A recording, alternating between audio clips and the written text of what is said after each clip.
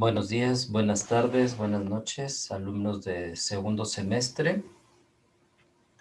Vamos a seguir revisando nuestros temas. Estamos ya en el segundo parcial. Antes de salir de vacaciones, vimos algunos conceptos importantes ya para el segundo parcial. Vamos a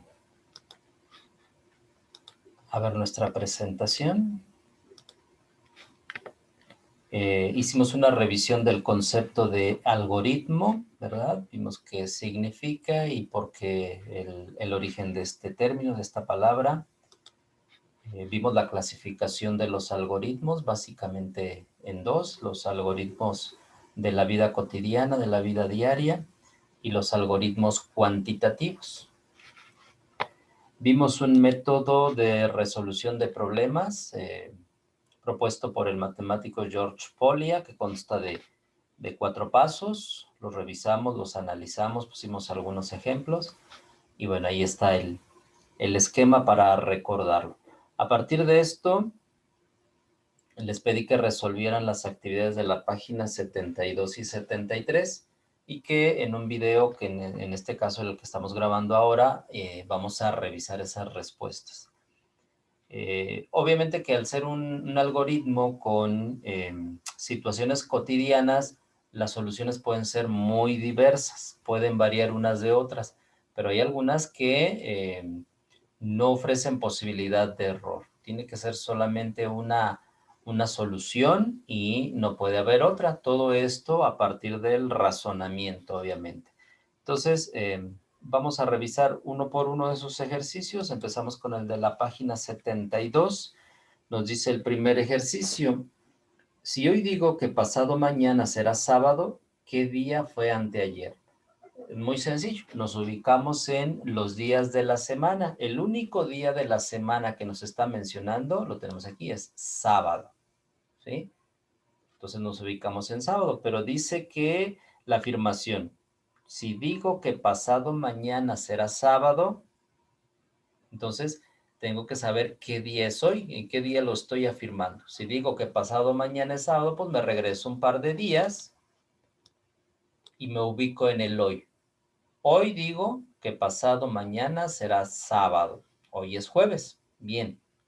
Pero la pregunta final es: ¿qué día fue anteayer? Anteayer, entonces tengo que regresarme otros 2 días. Me regreso miércoles y me regreso martes. Por lo tanto, la respuesta para el primer acertijo, la primera pregunta, es martes. Esa es nuestra respuesta. ¿De acuerdo? Todo esto a partir del razonamiento. Leemos, comprendemos el problema, nos decía George Polya, recordemos aquí esa parte. Después realizamos un plan. En este caso, el plan que yo realicé fue poner los días de la semana de corrido e irme ubicando en cada uno de ellos según me va planteando el problema. Ejecuto ese plan, me voy moviendo los días de la semana según me lo indica y reviso que la respuesta sea la correcta. En este caso, la respuesta es martes y definitivamente que lo es. Si lo aplicamos en este día, que hoy es jueves, si digo pasado mañana es sábado, pues anteayer fue martes. ¿De acuerdo? Bien, ese es en cuanto al uno. En el segundo, igual, no ofrece posibilidades de error, ¿sí? Dice: Julisa tiene más años que Pepe. Lo podemos ver en una ilustración. Julisa tiene más años que Pepe, pero menos que Toño. Está hablando de Julisa. Julisa tiene más que Pepe, pero menos que Toño. Si lo vemos gráficamente, pues quedaría así más o menos, ¿sí? Incluso las estaturas ya nos dan una idea de la diferencia de edades. Pero si les ponemos número, por ejemplo, a Pepe 9, a Julisa 10, a Toño 11, pues va a ser todavía mucho más sencillo. De acuerdo a los pasos que nos propone George Polya, pues comprendemos el problema, realizamos un plan, lo ejecutamos y analizamos o verificamos la solución. Y en este caso la pregunta es: ¿quién es el más joven de los tres? Pues evidentemente es Pepe, ¿sí? Pepe es el más joven, el más pequeño. Y esa sería la respuesta número 2. En el número 3, el número 3 es un poquito más complejo porque ya requiere mayores relaciones. Nos habla de una familia tan común como puede ser la nuestra, ¿sí? En nuestra familia pueden presentarse todos estos casos, estas situaciones. Y nos dice que cuál puede ser el número de personas o el menor número de personas, más bien, que se requiere para que en una familia haya un abuelo, una abuela, 3 hijos, 3 hijas, 2 mamás, 2 papás, una suegra, un suegro y una nuera, ¿sí? Entonces, lo que tenemos que hacer es no contabilizar de manera individual, porque entonces tendríamos 15 personas. Pero recordemos que en una familia, la mamá y el papá pueden ser también abuelitos o pueden también ser suegros. Los hijos, a su vez, pueden ser papá o pueden ser mamá, ¿sí? Entonces, al analizar toda esa serie de relaciones, nosotros llegamos a la conclusión de que pueden ser esta cantidad de personas, ¿sí? Tenemos una abuela y un abuelo, pero ellos mismos pueden ser papás, papá y mamá, y a la vez pueden ser suegra y pueden ser suegro. Entonces, en una sola persona tenemos 3 figuras distintas, ¿sí? Podemos tener 3 hijos, 3 hijas y una nuera. La nuera a su vez puede ser mamá, o lo mismo alguna de las hijas puede ser mamá, pero las hijas obviamente que no pueden ser nueras dentro de la misma familia, ¿sí? Entonces, al hacer estas relaciones, nosotros llegamos a la conclusión de que tenemos 1, 2, 3, 4, 5, 6, 7, 8, 9 personas, ¿sí?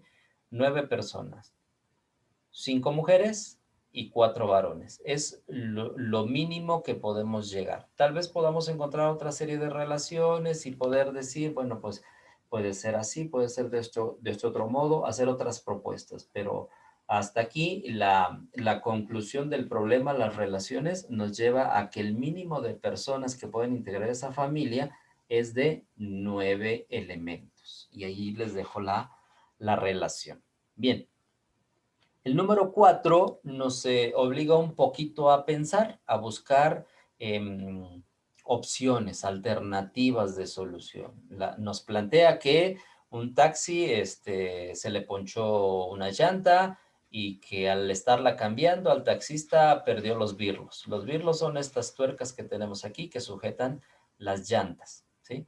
Las perdió y no tiene una refaccionaria cerca, no tiene un taller mecánico cerca, entonces, ¿qué puede hacer? Entonces aquí nos obliga a pensar en las alternativas. Si estamos hablando que cada llanta tiene 4 birlos, en este caso, en este ejemplo, pues la alternativa obvia, muchos la encontraron, fue tomar un birlo de cada una de las otras 3 llantas para colocarlo en esta llanta de repuesto y poder avanzar. Obviamente que si vamos a la lógica, si vamos a la realidad, ofrece riesgos, es un peligro que las llantas vayan con solo 3 birlos.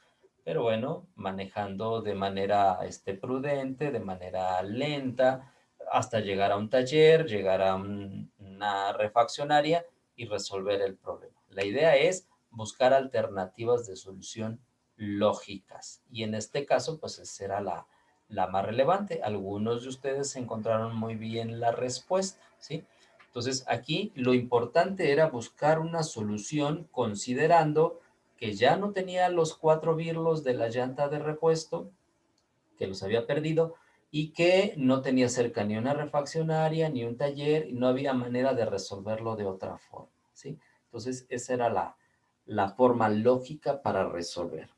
Bien, después vienen unas preguntas. ¿Qué ideas tienes para resolver los algoritmos anteriores? ¿Qué otro tipo de problemas te gustaría resolver? Etcétera, etcétera. Entonces ya por ahí ustedes dijeron algunas posibles problemáticas para resolver, como el funcionamiento de una computadora, como eliminar los virus, cómo hacer que funcione mejor, y otra serie de situaciones cotidianas que se me hacen muy interesantes y que en efecto podemos resolver a partir de algoritmos. Bien, finalmente nos pone un reto en el que nos lleva a ubicar a diferentes personas alrededor de una mesa, pero se deben de cumplir ciertas condiciones. Por ejemplo, Ana y Daniela se sientan juntas. Pues aquí las tenemos juntas. Bruno y José se sientan juntos. Acá los tenemos, ¿sí?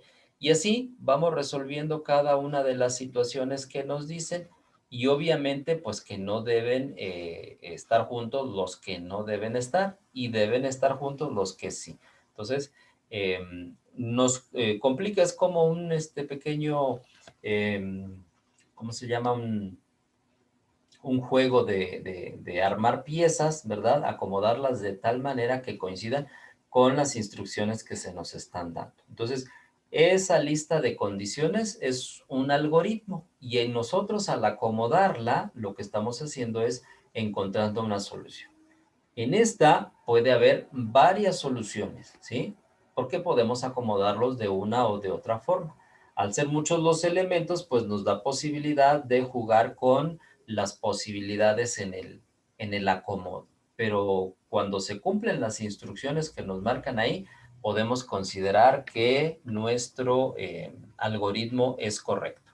Si yo reviso la lista y en alguna de ellas no se cumple esa condición, entonces tenemos que revisar, regresarnos y volver a mover las piezas de tal forma que logremos acomodarlos como se nos pide. ¿Listo? Bien, pues ahí está una solución de varias que puede haber, ¿sí? Revisando algunos de los ejercicios de ustedes, la mayoría cumplen con esas condiciones, por lo tanto puede considerarse correcto. Pero revisen en su libro, pausen el video y revisen las soluciones y si no, hagan ustedes el acomodo correcto o busquen otra alternativa, pero que se cumplan las condiciones que nos pide el reto. Bien, después en esa misma página 73 vienen 3 ejemplos de algoritmos cuantitativos, es decir, utilizando números. Vamos a revisarlos. Tenemos el primer algoritmo, un algoritmo básico, muy básico, que es la resolución de una suma. Y nos pone incluso ya el número aquí, el 248 más el 462. Vamos a ver si lo podemos aumentar un poquito el tamaño. Ahí está. Entonces, ¿cómo resolvemos una suma? Esto lo aprendimos en la primaria. Vamos a ubicar las cantidades en unidades, decenas y centenas y vamos sumando empezando por las unidades. Por lo tanto, aquí tengo 8 más 10. ¿Qué pasa? ¿Voy a escribir el 10? No, ¿verdad? Voy a escribir el 0 nada más. ¿Y qué pasa con el otro 1? Lo vamos a poner en la columna de las decenas, ¿sí? Y ahora sumo las decenas. 6 más 4 más 1 me da 11. Solo escribo 1 y el otro 1 lo ponemos en las centenas. Y sumamos las centenas, que me daría 7, ¿sí? Y ahí tienen ya la respuesta ustedes. En el mismo algoritmo al final ya les da la respuesta. Pero ahí paso a paso 5 sencillos pasos les explica esto que conocemos como algoritmo de la suma. Así se le conoce, el algoritmo de la suma. Y esto lo aprendimos desde la primaria. Entonces, no debemos de tener ningún problema para comprender su razonamiento. En el algoritmo 2 nos pide identificar si un triángulo es equilátero o no. ¿Cuándo un triángulo es equilátero? Bueno, pues ya sabemos que de acuerdo a las características de los triángulos, se dice que es equilátero cuando la medida de los 3 lados es la misma, igual, ¿sí? Si coincide, entonces va a ser igual. Por ejemplo, si yo al lado A le pongo 5, para que sea equilátero, B también tiene que medir 5 y C también tiene que medir 5, ¿de acuerdo? Ahí los tenemos, ¿sí?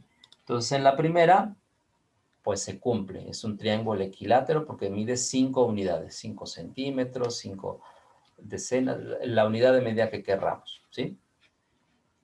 Cuando no es equilátero, bueno, tenemos, por ejemplo, cuando un triángulo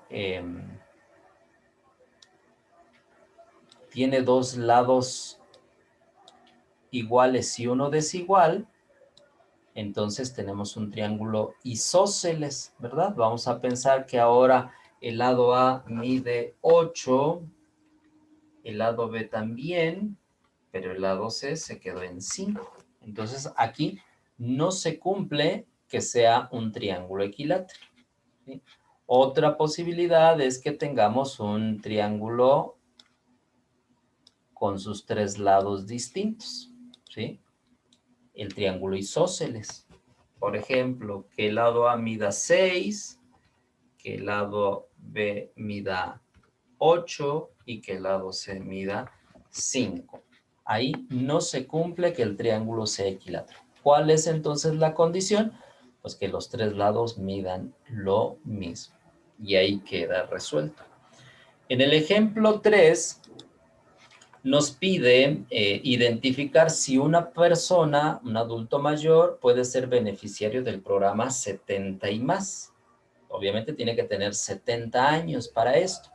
Si nosotros consideramos el año actual, que es 2021, y consideramos el año de nacimiento de esta persona, por ejemplo, 1940, ¿sí?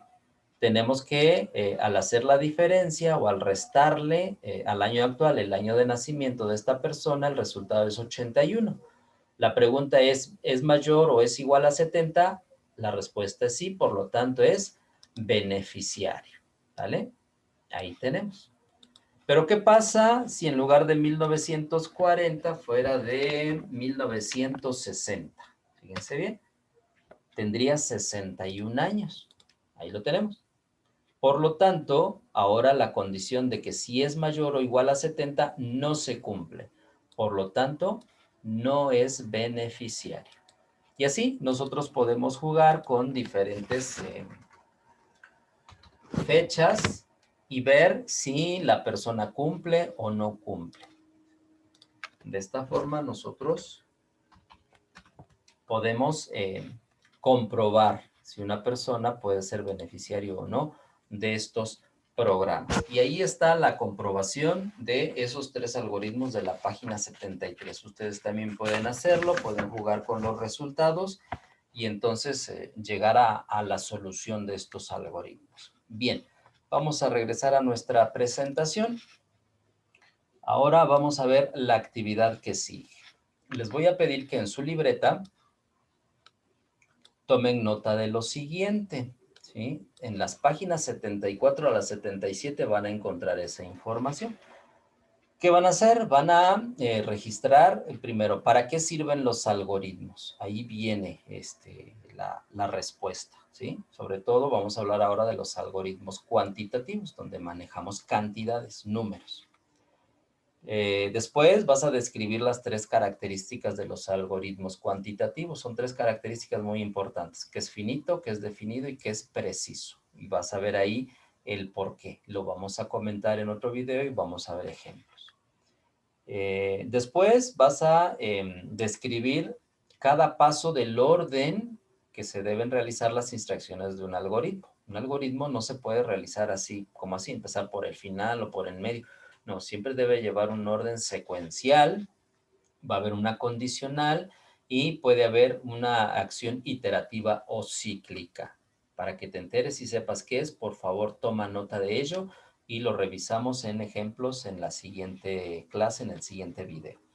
Después, describe las tres etapas en el diseño de un algoritmo. Ahí en la página 76 vas a encontrar esta información, ¿sí? Las tres etapas, los tienes en recuadros verdes, que dice entrada, proceso y salida. Ahí hay un pequeño error que dice entrada, entrada y salida. En realidad es entrada, proceso y salida. ¿Listo? Bien, y finalmente vas a describir los 5 pasos para la solución de problemas a través de un algoritmo. Lo tienes en la página 76 y 77. Pues todo esto lo registras en tu libreta. Recuerda anotar correctamente tus datos, tu nombre en cada una de las hojas que vas a escribir, anotar en tu libreta. Tomas una foto de calidad. Recuerda que una foto de calidad es utilizando una buena iluminación, que no salgan sombras y que aparezca la hoja completa de tu libreta. Esto pues obviamente para evitar que alguien más pueda hacer uso de esas imágenes o de esa tarea. ¿Listo?